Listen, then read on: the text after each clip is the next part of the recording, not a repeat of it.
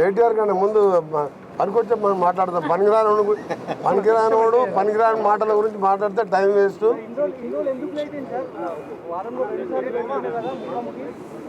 ఈరోజు మన నూతన పిసిసి ప్రెసిడెంటు నా సహచరుడు, నాతో పాటు నాకు 2 ఇయర్స్ జూనియర్గా ఎన్ఎస్యూఎల్ నుంచి గత 35 సంవత్సరాలుగా కాంగ్రెస్ పార్టీలో పనిచేస్తూ ఈరోజు అంచెలంచెలుగా కార్యకర్త నుంచి ఇవాళ పిసిసి ప్రెసిడెంట్ స్థాయికి ఎదిగిన మహేష్ కుమార్ గౌడ్ గారు మా సోదరుడు, వారు పిసిసి ప్రెసిడెంట్ అయినాక ఈ కార్యక్రమాన్ని తీసుకోవడం జరిగింది. ఇది 11th మీటింగ్. ఇది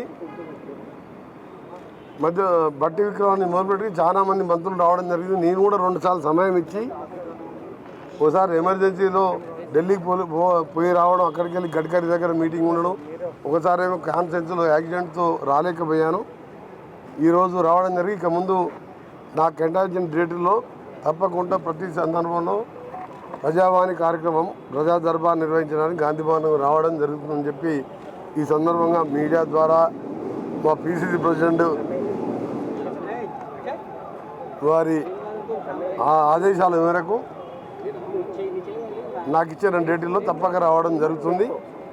ఇది ఒక మంచి కార్యక్రమమే కాదు, ఇది పరిచయం లేని వాళ్ళు డైరెక్ట్ నేరుగా సామాన్య ప్రజలు కూడా రావచ్చు. అందుకనే ఒకవైపు మినిస్టర్లను కూడా చూస్తున్నాం.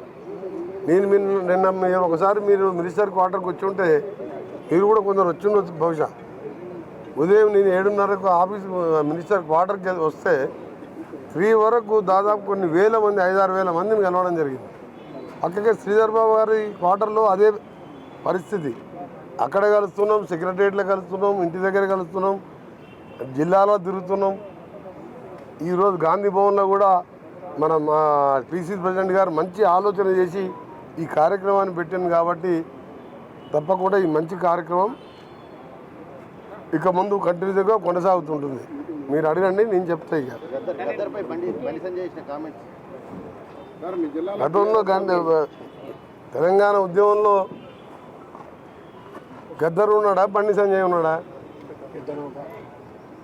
బండి సంజయ్ అంటే ముందు గద్దరు తెలంగాణ కోసం 69 ఉద్యమం కానీ, మన్నటి ఉద్యమంలో కానీ ఊరూరు తిరిగి పాట పాడుతూ తన పాట ద్వారా ఇవాళ దేశంలోనే అణగారిన ప్రజల కోసం పోరాడిన వ్యక్తి, తెలంగాణ ఉద్యమంలో పాట చేసిన వ్యక్తి. ఆయన యుద్ధ నౌక ఆయన చనిపోయిన రోజు మనం లాల్ బహదూర్ స్టేడియంలో చూసినాం. ఏదైనా పెద్ద పెద్ద నాయకులు, ప్రధానమంత్రి పదవులు, అలాంటి పదవులు చేసిన వాళ్ళు వస్తే ఆ విధంగా తండోపతండాలుగా ఉమ్మడి తెలుగు రాష్ట్రాలకి వేలాదిగా వచ్చి నివాళులు అర్పించిన నాయకునికి రాష్ట్ర ప్రభుత్వం రికమెండ్ చేస్తే ఇస్తే తప్పేంటి? బండి సంజయ్ గారు కేంద్ర మంత్రి, హోమ్ మినిస్టర్గా ఉండి అలాంటి కామెంట్ చేయకపోవడం మంచిది.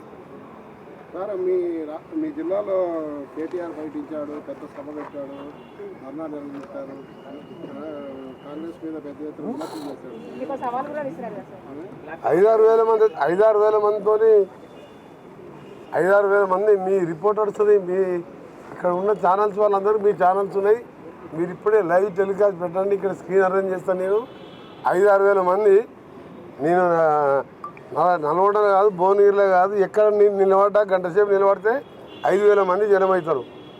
మేము మీటింగ్ పెడితే అక్కడ పల్లీలు ఏదైనా అమ్ముకుంటానికి వస్తారు, ఐస్ క్రీమ్లు, అంతమంది కూడా లేరు. ఆ సభలో ఆయన ఏ ముఖం పెట్టుకొచ్చిండు, ఎందుకు వచ్చిండు? 11 సీట్లు, 60-70 వేల మెజార్టీ, పార్లమెంట్ క్యాండిడేటు, 6 లక్షల మెజార్టీ, సౌత్ ఇండియాలో హైయెస్ట్ నల్గొండ, నెక్స్ట్ భువనగిరిలో 3-4 లక్షల మెజార్టీ, ఏదో ఏకలింగం 2-3 వేలతో గెలిచి ఇంకా ఎందుకు వచ్చిండ్రు నల్గొండకు? ఫ్లోరైడ్ని పెంచి పోషించిన 10 ఏళ్ళ.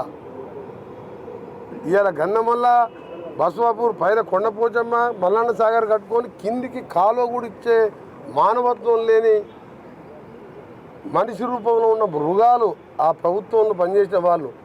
అలాగే ఎస్ఎల్బిసి సొరంగం 70% పూర్తి చేస్తే 2,000 కోట్లు ఇస్తే 4,000 లక్షల ఎకరాలకు మాకు డెడ్ స్టోరేజ్ శ్రీశైలంకి వెళ్ళి బురద నీళ్ళు ఉన్న మా జిల్లాకు వచ్చి 4 లక్షల ఎకరాలకు ఇరిగేషన్ వచ్చేది ఉండే.